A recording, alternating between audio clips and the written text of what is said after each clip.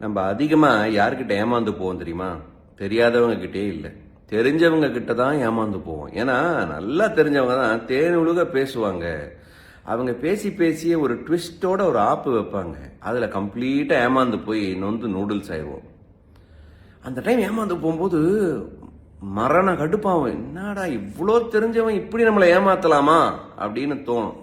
அவன் தெரியாம உங்களை ஏமாத்திருந்தா பரவாயில்ல, ஆனா சம்டைம்ஸ் தெரிஞ்சே ஏமாத்துவாங்க, நல்லா ஏமாத்துவாங்க. அந்த மாதிரி ஆளுங்கெல்லாம் நிறைய பேர் இருக்காங்க நம்மளை சுத்தி. பார்த்து சூதமா நடந்துக்கணும் இவங்களோட. அந்த டைம் ஏமாத்தும் போது மரண கடுப்பு வரும், ஏதாவது பண்ணணும்னு கோவம் வரும். ஏன் வச்சுக்கோங்க, அந்த மாதிரி கோவம் வரும்போது சிரிச்சிட்டு அவங்கள வாழ்த்திட்டு பிளெஸ் பண்ணிட்டு விட்டுருங்க. ஏன்னா அவங்க கர்மா அவங்கள துரத்துமா. தெரிஞ்சே ஒருத்தன் ஏமாத்தணும்னா அவனுக்கு 10 மடங்கு ஆப்பு பின்னாடி எங்கிருந்தோ வரப்போகுதுன்னு அர்த்தம். அவனுக்கு அது தெரியலன்ற ஒரு அறியாமையில நீங்க சிரிச்சிட்டு அவனை வாழ்த்திட்டு நீங்க வாட்டு உங்க வேலையை பாருங்க. அடுத்த தடவை ஏமாந்து போகாம இருக்க என்ன வழின்றது மட்டும் யோசிங்க. இப்போ ஏமாந்துட்டுமேன்னு சொல்லி ரொம்ப ஃபீல் பண்ணாதீங்க. சரியா?